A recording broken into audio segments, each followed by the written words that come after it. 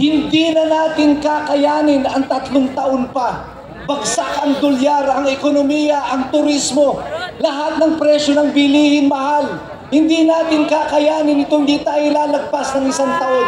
Magkakagulo tayong lahat. Ito na ang panahon. Pagkamat tayong lahat dito, marami na po nagsiwi kanina, umulan. Inaabot na tayo ng ulan, pero tayo ay nanatili dito. Sapagkat alam natin hindi pa tapos ang laban. Hanggat naririyan pa, nandirito tayo. At lalaban tayo hanggang matapos ito.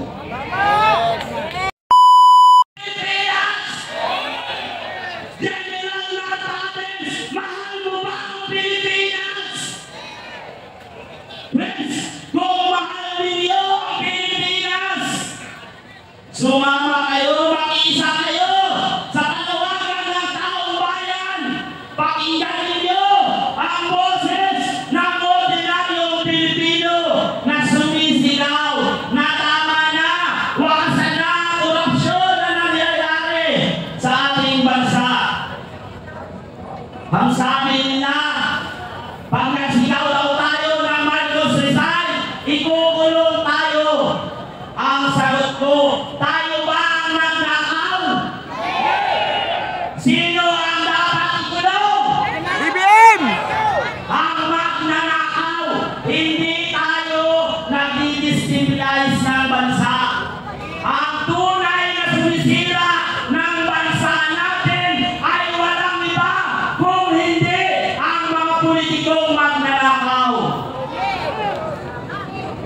Napatuloy na pinoprotektahan ng mga nakaupo sa gobyerno.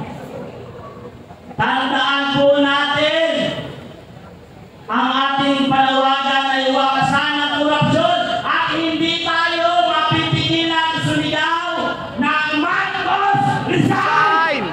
Marcos resign! Marcos resign!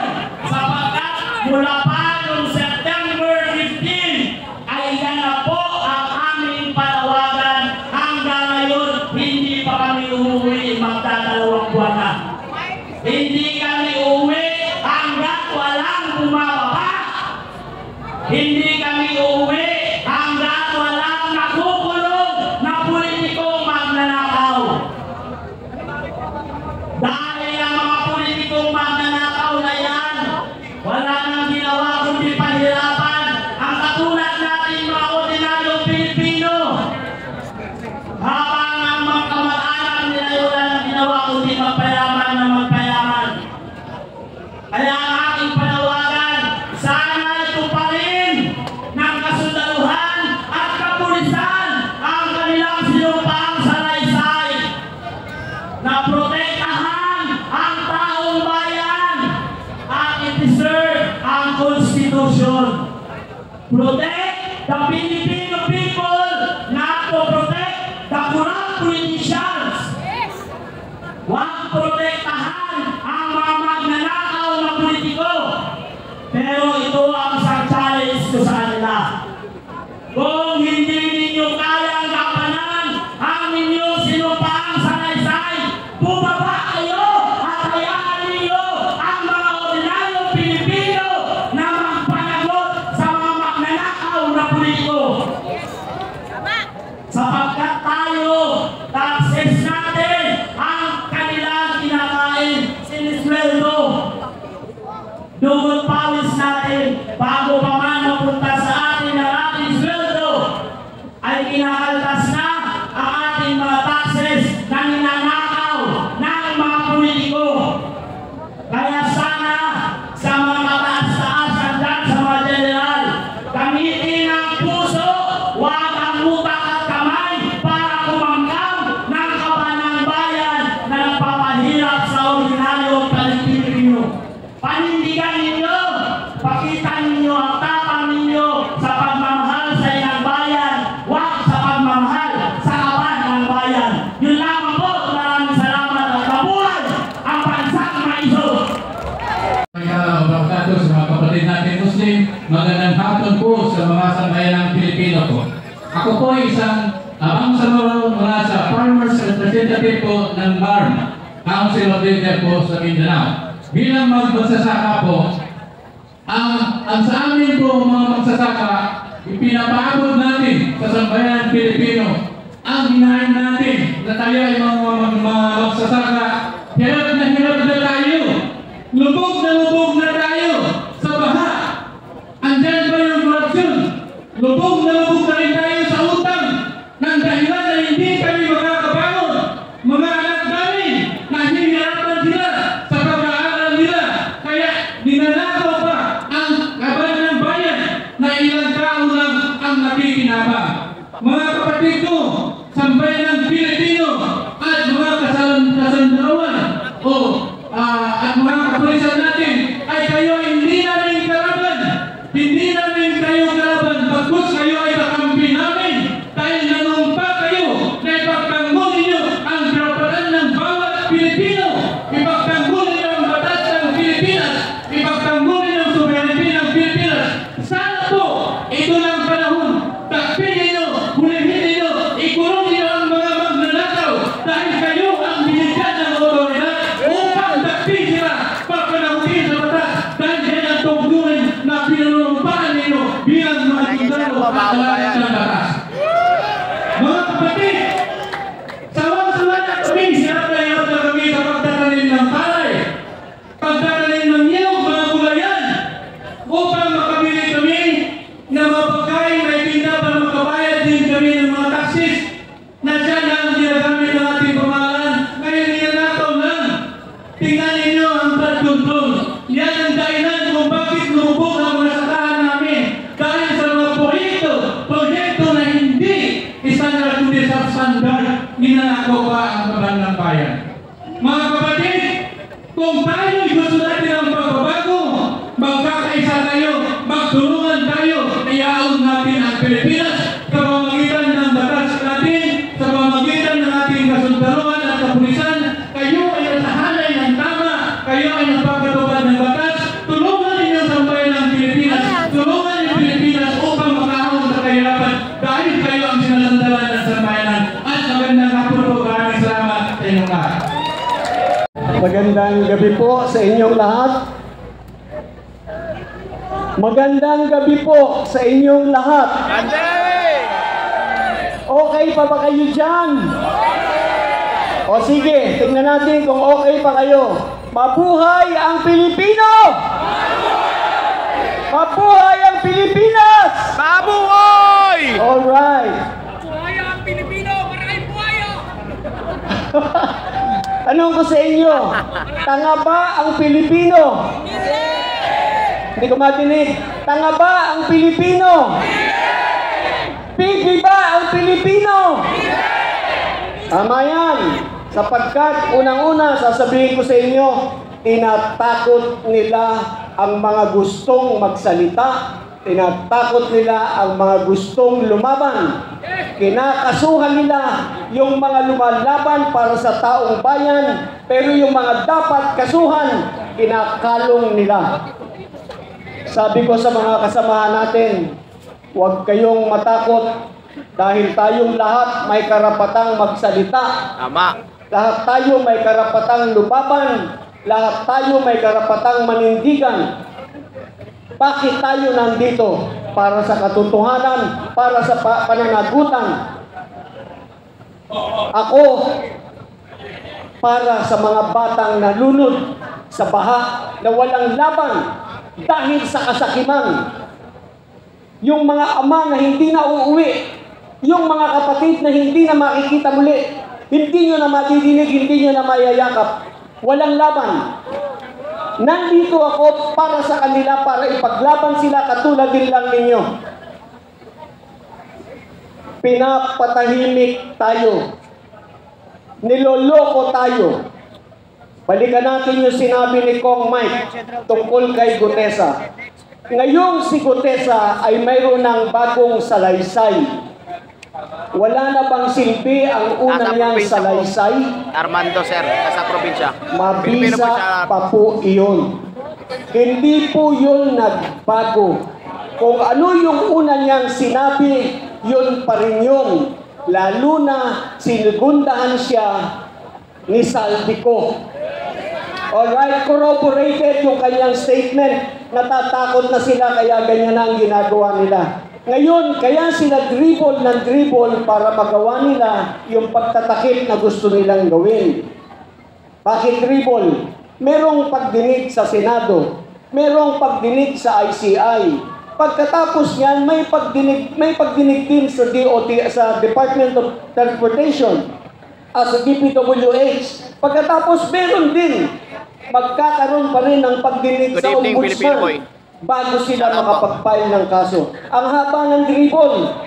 May kaso agad. Wala pang kaso yung mga dapat kasuhan. Pero yung katulad ni General Pocis, kinasuhan na. Inciting to sedition daw, hindi kami magkakamali na maggawa niyan sapagkat kami sa United People's Initiative ang pinaglalaban namin ay ang paggalang sa saligang batas. Ang pagsunod sa saligang batas at pagtatangkol sa saligang batas. Kaya hindi kami magkakamali na tawagin kayo at hikayatin kayo na tayo ay mag-overthrow ng gobyernong ito. Pwede natin sabihin, Marcos, Ma'am Sari-Sari. Marcos, Resign! yan, pwede natin sabihin yan, pero hindi natin pwedeng sabihin, tara sa Malacanang, gibain natin yung bakod at pasukin natin yung loob. Yun, inciting. Pero hindi natin gagawin yun. Mag-resign siya dahil yun ang gusto ng taong bayan. Yung sinabi ni Saldico, wala raw visa. Kasi hindi sinumpaan, madali naman sumpaan. Pero ang importante, nagsalaysay na siya, nagsabi na siya kung sino-sino ang mga involved sa malakihang nakawan na ito. Madaling sumpaan. At nagtutugma yung kanilang mga salita. Huwag po kayong maniniwala na walang visa ang sasabihin ni Saldico dahil hindi sinumpaan, dahil wala dito kahit saan lupalop nandun. Nagsalaysay na po siya at sa lupalop niya naman kukunin yung mga data na nilahad niya sa atin kung hindi iyon ang katotohanan. Meron pa siyang documents na pinakita. Siguro 19 or 20 pages. Yung kanyang attachment na pinakita. Ito ang katibayan ng lahat. Yan. At huwag po kayong mag-alala. Darating at darating ang araw, maglalahad pa po kami sa inyo ng mga susunod na mga testigo na magsasabi, magsisiwalat ng katotohanan sapagkat ang gusto natin, ang kinabukasan ng ating mga anak, ng ating mga apo. Kaya tayo po manatiling gising, manatiling pukaw ang damdamin. Huwag po tayo mawawala ng pag-asa. Huwag tayong susuko. Tuloy-tuloy lamang po ang laban para sa pananagutan. Magandang gabi po! Sana po, Basti Duterte. Maraming at kung ano ang makatwiran. Noong 1986, nung unang pinatalsik ng mga mamamayan ang tatay nitong ating nakaupo ngayon diyan sa Malacanang. Ako po ay 16 years old lang noon. Gustong-gusto kong pumunta rito, sumali sa EDSA. Pero sinarado po nila yung Bulacan. Walang nakakapasok na sasakyan. Wala naman po akong sasakyan noong panahon na yun. Kaya nanonood lang ako sa TV. Pero ngayon, eto ako. 40 years later, I am now 56 years old. At eto pinagmamasdan ko. Muling inuulit ang kasaysayan sa ating harapan. Ang revolusyon muling nauulit ng mga mamamayan. At sino ang titindig? Tayo uli, yung mga ordinaryong tao.